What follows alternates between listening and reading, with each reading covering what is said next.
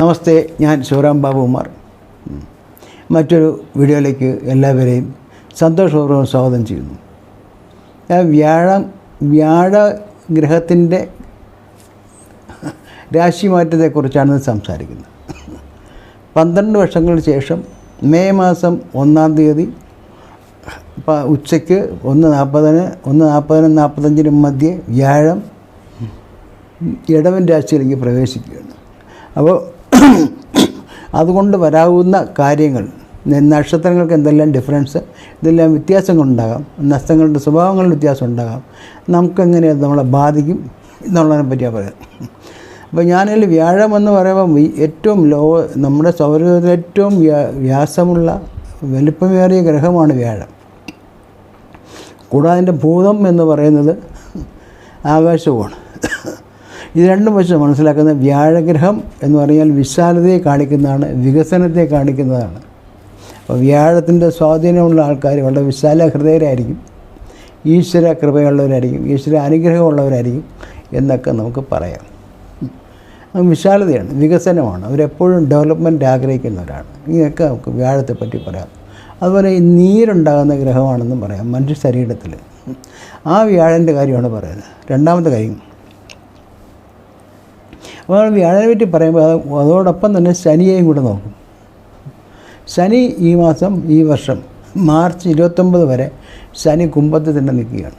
ഇതാണ്. അപ്പോൾ ഇത് രണ്ടും കൂടെയാണ് ഇത് ഒരുമിച്ചാണ് നമ്മൾ കൊണ്ടുപോകാനായിട്ട് ആഗ്രഹിക്കുന്നത്.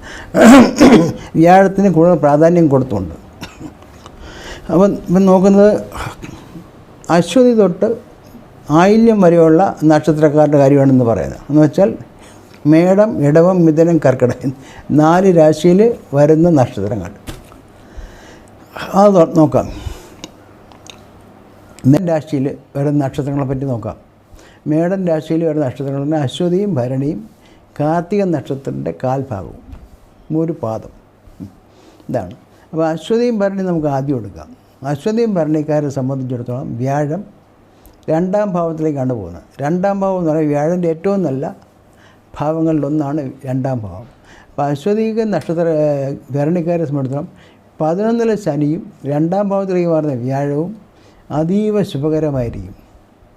വ്യാഴം റെപ്രസെൻ്റ് ചെയ്യുന്ന വിശാലത, വികസനം, കൂടാതെ പൈസ, ഫൈനാൻസ്, ഇതെല്ലാം വ്യാഴത്തിൻ്റെ കാര്യത്തിൽ വരുന്നതാണ്. സന്താന ഗുണം ഇതൊക്കെ വരും. അപ്പോൾ ഈ 2 നക്ഷത്രക്കാർക്കും രാജയോഗത്തിന് തുല്യമായ രീതിയിൽ തന്നെയാണ് വരാൻ പോകുന്ന ഒരു വർഷം. എങ്ങനെയൊക്കെയാണ്?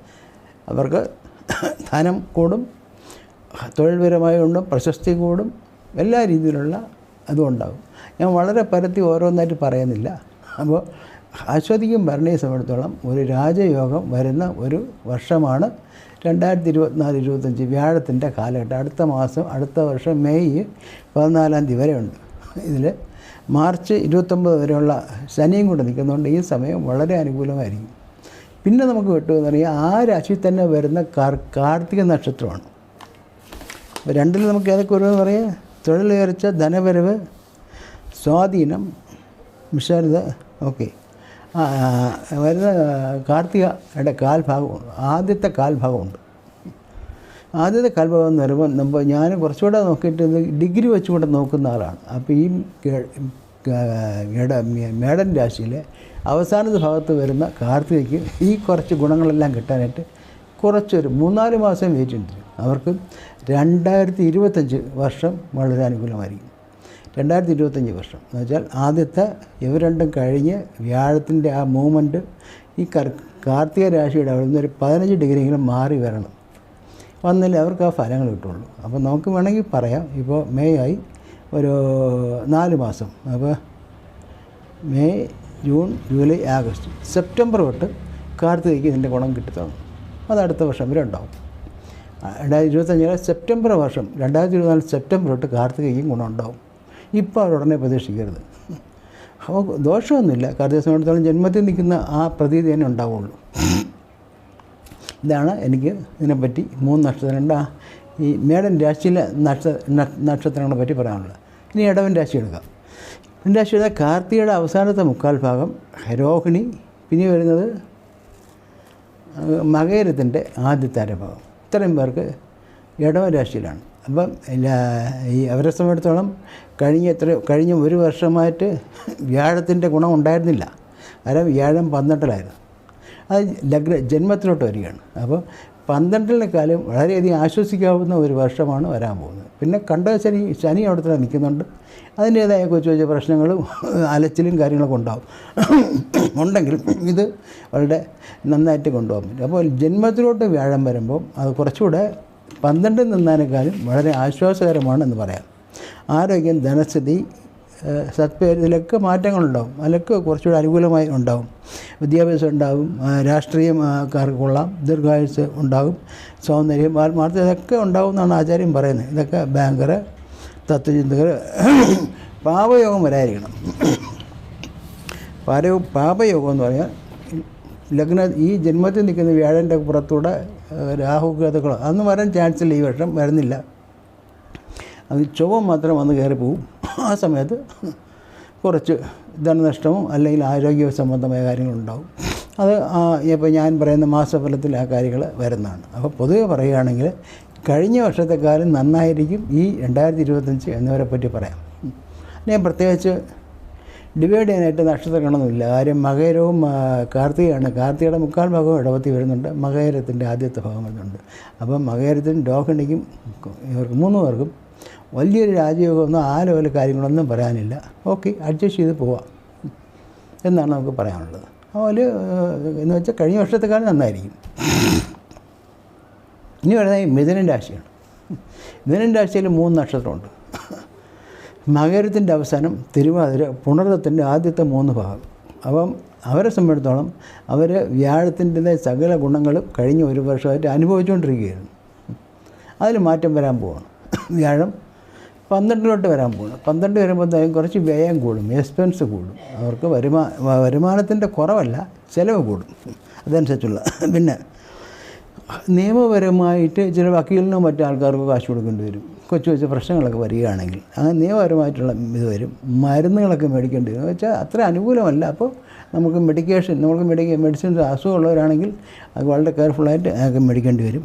പിന്നെ വരുന്നതിനും ദീനദയാ പ്രസ്ഥാനങ്ങൾ, അതായത് ചാരിറ്റബിൾ ഓർഗനൈസേഷനുമായിട്ട് ബന്ധപ്പെട്ട് വർക്ക് ചെയ്യുന്നത് വളരെ നല്ലതാണ്.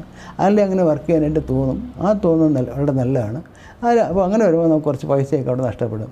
ഞാൻ കുറച്ച് പൈസ നഷ്ടപ്പെടുമെന്ന് പറയും. ഈ ചാരിറ്റബിൾ ഓർഗനൈസേഷന് കൊടുക്കുകയാണെങ്കിലും ഇത് രണ്ടും അത് ഒരുപോലെ തന്നെ അങ്ങ് മാറും. അപ്പോൾ നമുക്ക് വേറെ നഷ്ടമായിട്ട് വരില്ല.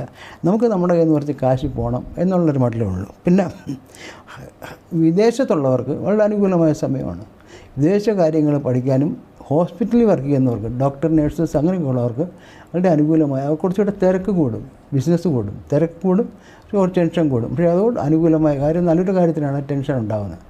അതുപോലെ തന്നെ ഞാൻ ഈ പറയും ചാരിറ്റബിൾ ഓർഗനൈസേഷൻസ്. പിന്നെ അവിടെ വിദേശ ബന്ധമായിട്ട് വർക്ക് ചെയ്യുന്നവർ, ഫോറിനിൽ വർക്ക് ചെയ്യുന്നവർക്ക് വളരെ അനുകൂലമായ സമയമാണ്. കാര്യം അവർ കുടുംബത്തെ പിരിഞ്ഞിട്ട് ഇരിക്കേണ്ടി വരും, ട്രാവൽ ചെയ്യേണ്ടി വരും എന്നുള്ളതാണ്. ഈ ട്രാവലിങ്ങൊക്കെ ഇതിൽ ധാരാളമായിട്ട് വരും അവർക്ക്.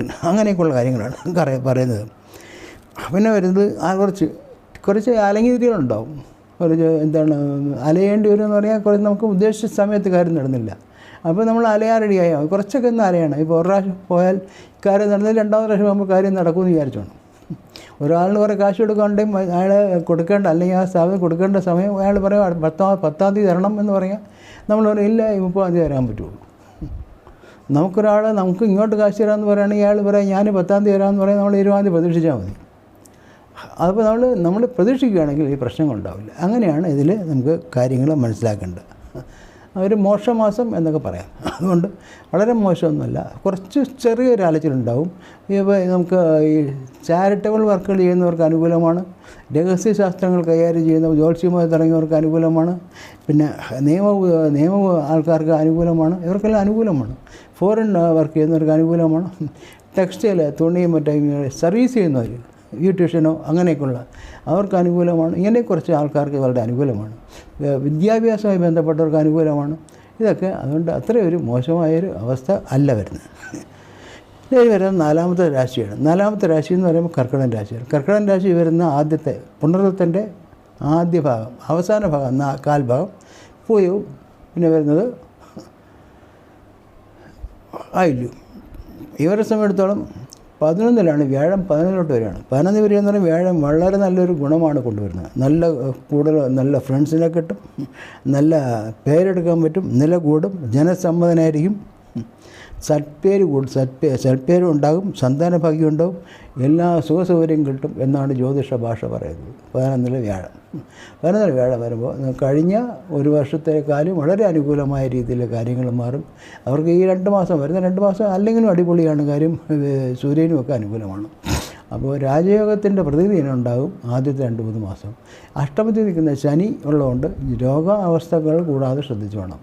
വേറെ ഇതിനൊന്നും പറയാനില്ല. എല്ലാവർക്കും 3 പേർക്കും നല്ലതാണ്. അപ്പോൾ നേരത്തെ കാർത്തികയുടെ കാല് പറഞ്ഞ പോലെ ഈ പ്രാവശ്യം മറ്റേ കർക്കിടകത്തിൽ ആദ്യത്തെ കുറച്ച് ഭാഗം മാത്രമാണ് പുണർത്തം വരുന്നത്, കാൽഭാഗം. അപ്പോൾ കർക്കിടകൻ രാശിയിലെ പുണർത്തം നക്ഷത്രക്കാർക്ക് ആദ്യത്തെ സെപ്റ്റംബർ ഈ വരുന്ന ഡിസംബർ 25 2024 ഡിസംബർ വരെ വളരെ അനുകൂല സമയമാണ്. അത് കഴിഞ്ഞാൽ അത്ര അനുകൂലമല്ല എന്നല്ല, പ്രതികൂലമായിരിക്കില്ല. കാര്യം വ്യാഴത്തിൻ്റെ ഗുണങ്ങൾ ഇപ്പോഴേ നിങ്ങൾ അനുഭവിച്ചുകൊണ്ടിരിക്കുകയാണ്. ആ രാശിയിലുള്ളവർ പുണർത്തം നക്ഷത്രക്കാർക്ക് ഇപ്പോഴേ വ്യാഴൻ്റെ ഗുണം അനുഭവിച്ചുകൊണ്ടിരിക്കുകയാണ്. കഴിഞ്ഞ ഒരു 3-4 മാസമായിട്ട് അവർക്ക് വ്യാഴൻ്റെ 11-ലെ അവസ്ഥ അവർക്ക് വന്നു തുടങ്ങിയിട്ടുണ്ട്, ഡിഗ്രി വെച്ച് നോക്കുകയാണെങ്കിൽ. അതുകൊണ്ടാണ് അത് പറഞ്ഞത്. അപ്പോൾ വളരെ നല്ല രീതിയിൽ കൊണ്ടുപോവുക. നക്ഷത്രക്കാർക്ക് ഞാൻ പറഞ്ഞ അശ്വതി, ഭരണി, പൂയം, മാലിന്യം ഇവർക്കൊക്കെ വളരെ അനുകൂലമായ അവസ്ഥയാണ്. അത് മുതലെടുക്കുക, അത് പ്രയോജനപ്പെടുത്തുക എന്ന് പറഞ്ഞുകൊണ്ട് എല്ലാവർക്കും നല്ലൊരു വർഷം പ്രധാനം ആശംസിച്ചുകൊണ്ട് നിർത്തുന്നു. നന്ദി, നമസ്കാരം.